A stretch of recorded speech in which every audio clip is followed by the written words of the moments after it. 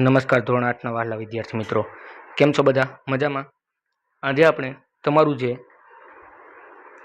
અલંકાર પબ્લિકેશનની જે સ્વાધ્યાય પોથી આવે છે તેમના સમાજ વિષયના એકમ નંબર 1 ભારતમાં યુરોપિયનો અને અંગ્રેજો શાસનની સ્થાપના, જેમનું આજે આપણે આ વિડીયો લેક્ચરની અંદર સંપૂર્ણ સોલ્યુશન છે એ જોવાના છે. જેમાં પહેલો પ્રશ્ન કીધું છે, નીચેના પ્રશ્નોના જવાબ માટે યોગ્ય વિકલ્પ પસંદ કરી તેનો ક્રમ બોક્સમાં લખવાનો છે. પહેલું, ભારત અને યુરોપ વચ્ચેના વેપારના માધ્યમનું મુખ્ય મથક કયું હતું? તેમની અંદર આવશે કોન્સ્ટેન્ટિનોપોલ. બીજું,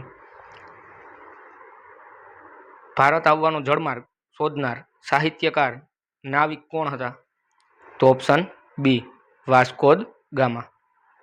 ત્રીજો પ્રશ્ન છે, વાસ્કો દ ગામા કયા શહેરનો રહેવાસી હતો? Option D, Portugal. ચોથું, વાસ્કો દ ગામા ભારતના કાલિકટ બંદરે ક્યારે પહોંચ્યો? તો ઓપ્શન એ, ઈસવીસન 1498. પ્રશ્ન ક્રમ 5 છે, પોર્ટુગીઝોએ ભારતમાં કયા સ્થળે પોતાની રાજધાની સ્થાપી? તો ગોવાની અંદર. પ્રશ્ન ક્રમ 6, ડચોએ કયા શાસક પાસેથી ફરમાન મેળવી માછલીપટ્ટનમમાં પોતાનું સ્થાન જમાવ્યું હતું? તો ઓપ્શન સી, ગોલકોન્ડાના. પ્રશ્ન ક્રમ 7, ડેનમાર્કની કઈ પ્રજા ભારતમાં આવી હતી? તો ડેનિશ. પ્રશ્ન ક્રમ 8 છે, બ્રિટિશ ઈસ્ટ ઇન્ડિયા કંપનીની સ્થાપના ક્યારે થઈ? ઈસવીસન 1600માં. પ્રશ્ન ક્રમ 9, અંગ્રેજોએ સૌપ્રથમ પોતાની વેપારી કોઠી ક્યાં સ્થાપી? તો સુરતની અંદર આવશે. પ્રશ્ન ક્રમ 10, ફ્રાન્સી માર્ટિને ફોર્ટ સેન્ટ જોર્જ નામની કોઠી ક્યાં સ્થાપી? તો મદ્રાસ. પ્રશ્ન ક્રમ 11, અંગ્રેજોએ બંગાળમાં પોતાની પ્રજા કોઠી ક્યારે સ્થાપી હતી? તો ઈસવીસન 1651. પ્રશ્ન ક્રમ 12, અંગ્રેજોએ કોને બંગાળના નવાબ બનવાનું વચન આપી ટેકો મેળવ્યો હતો? ઓપ્શન ડી, મીરજાફરને. પ્રશ્ન ક્રમ 13, અંગ્રેજો અને બંગાળના નવાબ વચ્ચે પ્લાસીનું યુદ્ધ ક્યારે થયું હતું? ઓપ્શન એ, ઈસવીસન 1757. પ્રશ્ન ક્રમ 14, કયા યુદ્ધ પછી દ્વિમુખી શાસક પદ્ધતિ અમલમાં આવી? Option C, Buxar. પ્રશ્ન ક્રમ 15, પ્રથમ મૈસૂરી વિગ્રહનું શું પરિણામ આવ્યું? તો આમની અંદરથી એક પણ નહીં. પ્રશ્ન ક્રમ 16, અંગ્રેજો સામેના કયા વિગ્રહમાં ટીપુ સુલતાન વીરગતિ પામ્યા? તો એમની અંદર આવશે ચતુર્થ મૈસૂર.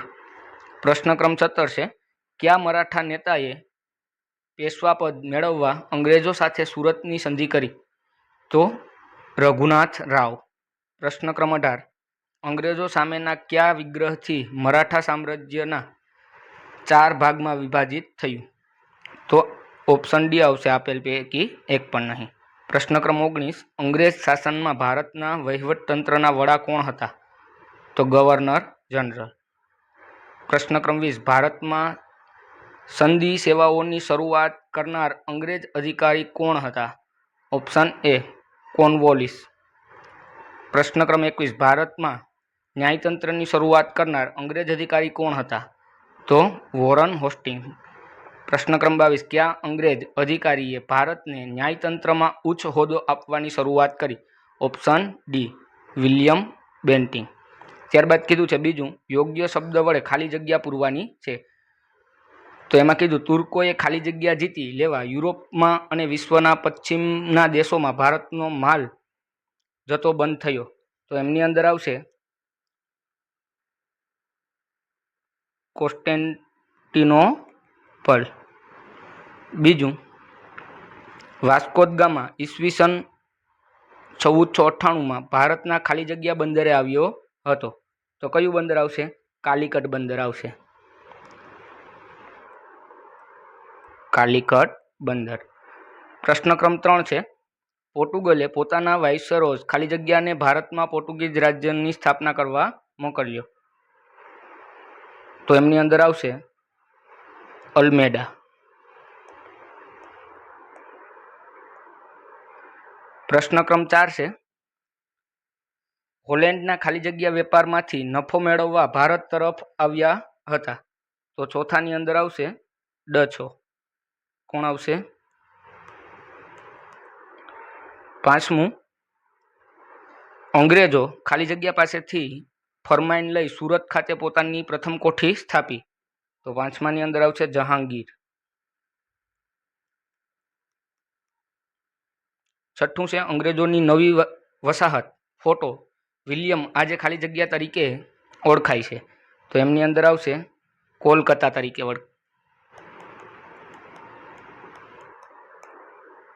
7મું, ફ્રેન્ચોનું મુખ્ય વેપારી મથક ખાલી જગ્યા હતું. તો આવશે માછલીપટ્ટનમ.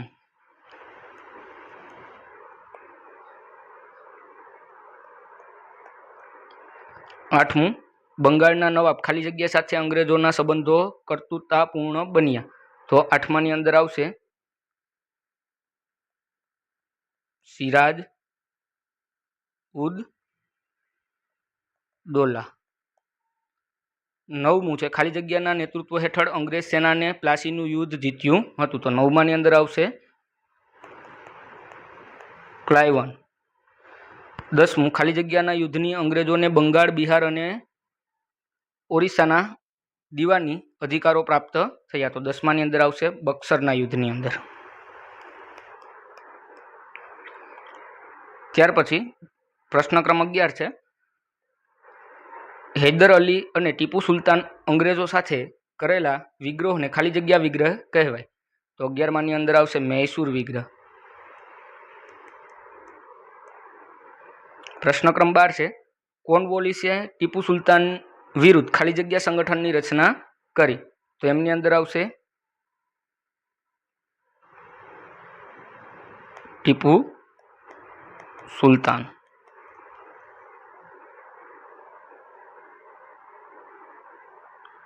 પ્રશ્ન ક્રમ 13, પેશવા ખાલી જગ્યાના મૃત્યુ પછી મહારાષ્ટ્રમાં આંતરિક ઝઘડા શરૂ થયા. તો 13માની અંદર આવશે